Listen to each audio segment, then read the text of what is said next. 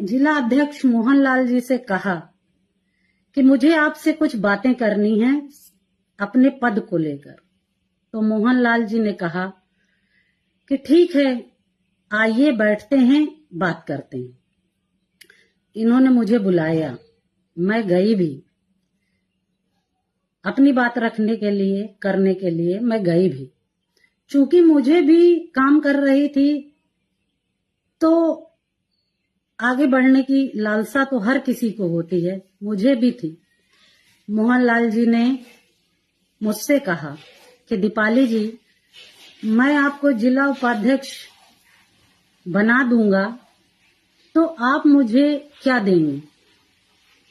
मैंने कहा, भाई साहब, मेरे पास देने के लिए कुछ नहीं है, क्योंकि अभी अभी मेरा घर मकान बिक चुका है, आपको पता है।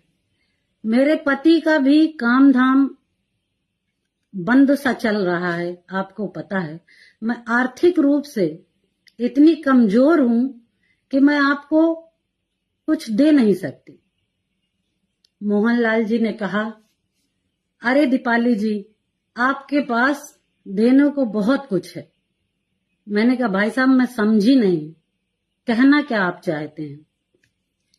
इन्होंने कहा, आप समझदार हैं, आपको मुझे बताने की आवश्यकता नहीं है, आप इशारों को समझिए। मैंने कहा, भाई साहब, मैं ना तो इशारों में बात करती हूँ, ना मुझे समझ में आता है ये सब। आप खुद का बताइए, यदि करने योग्य होगा तो मैं जरूर करूंगा। तो मोहनलाल जी ने कहा कि यदि मैं आपको जिला उपाध्यक्ष बना देता हूं तो आप मेरे साथ लखनऊ, दिल्ली, हर जगह चलेंगी, किसी को शक भी नहीं होगा।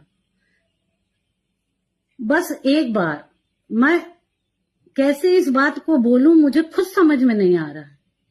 इस जैसे नीच व्यक्ति को क्या कहूं मैं?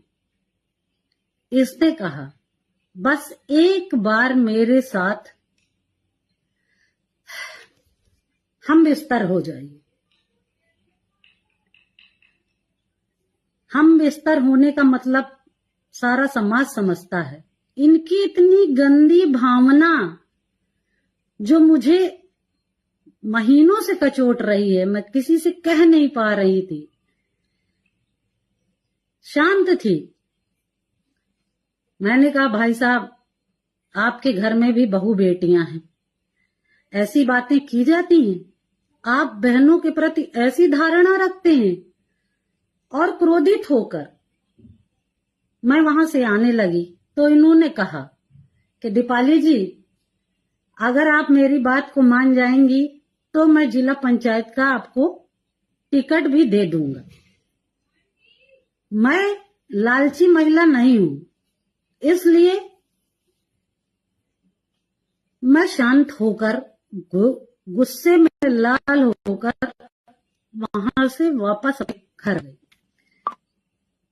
इतना सब कुछ इनने कहा, उसके बाद भी मैं निरंतर प्रयास करती रही कि जहां मैंने 10 साल दिए, उस 10 साल को मैं व्यर्थ ना गंवाऊं, काम करती रहूं। कुत्ते तो भौंकते ही रहते हैं,